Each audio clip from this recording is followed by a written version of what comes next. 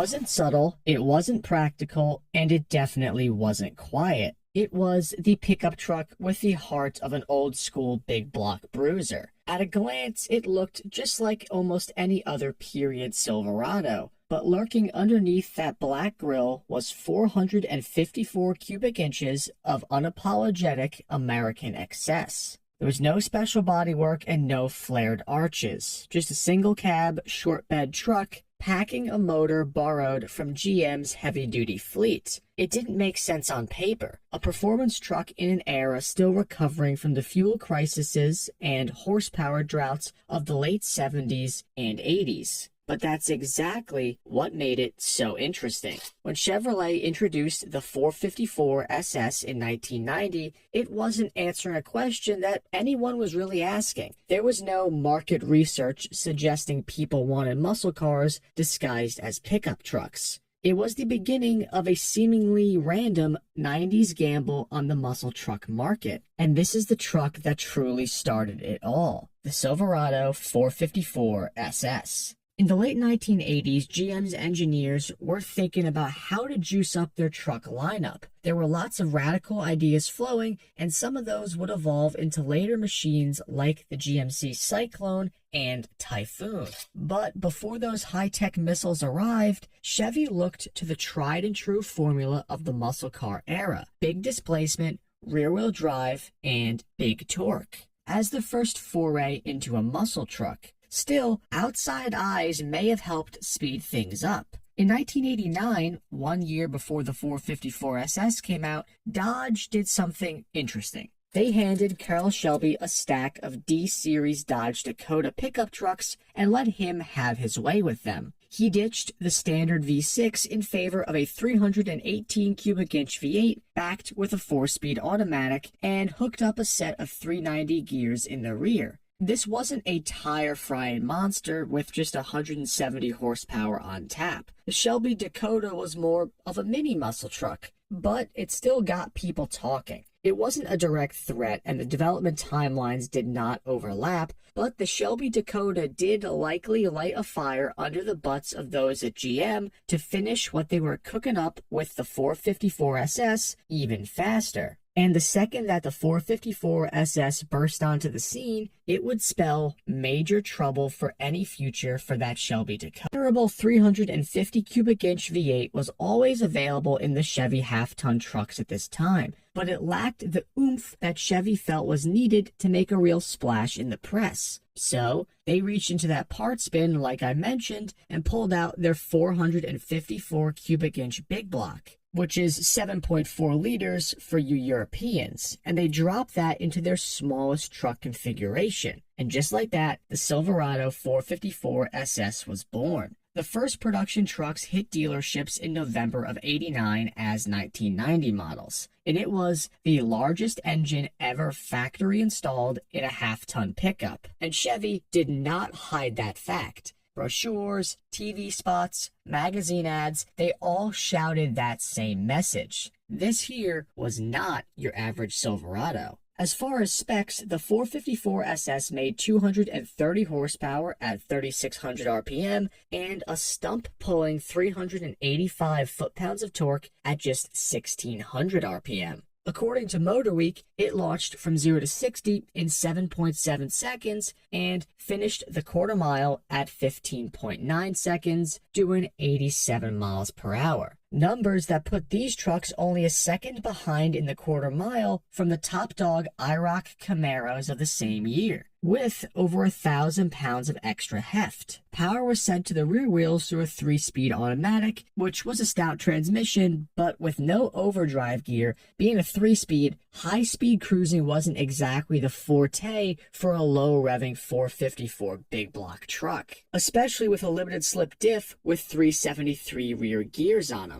It helped with the off-the-line launch, but again, limited the top end. Still though, Chevy didn't just throw the 454 in the Silverado and do nothing else. They actually wanted to make sure it could handle a little bit better and handle the extra weight from that big block up front. So they installed stiffer springs, a 32mm front anti-roll bar, Bilstein shocks at all four corners, and they changed the steering ratio to a 12.7-to-1 quick ratio, which made the SS more responsive than any half-ton truck had a right to be. Now, it certainly did not turn anything like a Camaro, but for 1990, it was surprisingly composed. In 1991, Chevy doubled down. Power output increased to 255 horsepower and 405 foot-pounds of torque, thanks to a high-flow dual exhaust and a remapped engine tune. The rear axle ratio was also changed from 373s to 410s now, which helped it get off the line even harder. And that glosses over the fact that 400 foot-pounds of torque in 1991 in a production car was pretty wild. But more importantly, for this year, Chevy swapped out the 3-speed automatic for a 4-speed automatic, which allowed for them to use that 410 and not sacrifice too much top end because you now had an extra gear. So the SS, even with the 410s, was finally more relaxed and more applicable for highway driving. It wasn't a landslide better, but it was marginally better.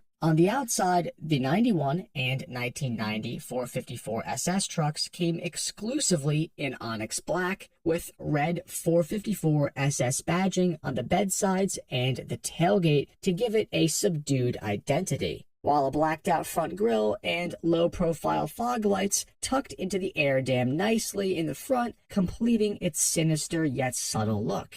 With the suspension changes, it sat lower than your standard C1500 pickup as well, because at the end of the day, this was a street truck and not a work truck, especially being rear-wheel drive only. Interestingly enough, though, for all the added performance of the early 454 SS models, the interior did bring a surprising level of comfort. The 90 and 91 trucks came with a richly appointed garnet red cloth interior, featuring adjustable high-back bucket seats with integrated headrests, a center console, and a tilt-adjustable wheel. Now, this wasn't a Cadillac, but for a performance truck in 1990, it was pretty well equipped. And having owned a Silverado as well from 1992, I can say that these cloth seats are so unbelievably comfortable, it's not even funny. In 1992, Chevy gave the 454 SS a small facelift. Summit White and Victory Red were now added to the exterior paint lineup, and the interior color options were expanded to include blue, gray, and tan, some of which are actually really rare today to find. But so is the 454 SS, because that truck's initial momentum it hit the market with in 1990 did not carry on through the rest of the production years. 1990 was an explosive year for the 454 SS, with 14,000 units being sold. However, production dropped significantly. In 91, 92, and 93, only a few thousand trucks left the factory total, making the overall production run from 90 to 93 just about 17,000 trucks. And part of the issue for this steep sales drop-off was pricing. The 454 SS debuted at just about $18,000 in 1990, but by 93, that price had climbed well past $21,000. Compare that to a base C1500 truck at around $11,000 or $12,000, and it's clear that this was a premium product, one that not all buyers were ready to pay for. Also, at the same time, the competitive landscape was changing fast. In 1990, the 454 SS was the only game in town. However, trucks like the GMC Cyclone in 1991 and the SVT Lightning from Ford in 92 entered the ring, each offering their own take on what a performance pickup could be. If you wanted sheer speed, the Cyclone was higher tech, smaller, and considerably faster. It sacrificed utility and ruggedness compared to the 454 SS, but for the speed demons, that all-wheel drive system, that truck was pretty high tech. And the Lightning offered a more 454 SS adjacent experience. Either way, now there were more choices available, which certainly did not help the 454 SS. Now, none of these period muscle trucks were mega sales hits, though. It wasn't like Ford sold 100,000 first-gen Lightnings or anything. At the end of the day, we have to be realistic. These were pretty niche products. And with like 10 miles per gallon as the expected MPG for a 454 SS, you really had to be committed to the vibe of a muscle truck and all of the sacrifices that came with owning one at this time if you wanted to have one. So there is a silver lining though. While the 454 SS was not a massive sales success, it did basically bring out the modern muscle truck era that saw the launch of the Lightning, the SRT-10 Dodges, and even trucks today like the Ram TRX and Shelby F-150s all these years later. I guess the question is though, if you had 20 grand in your pocket in 1990, would you have bought yourself one of these 454 SS's or a brand new Z28 Camaro? Because they were about the same price. Let me know in the comments down below. And as always, thank you for watching another Rare Car.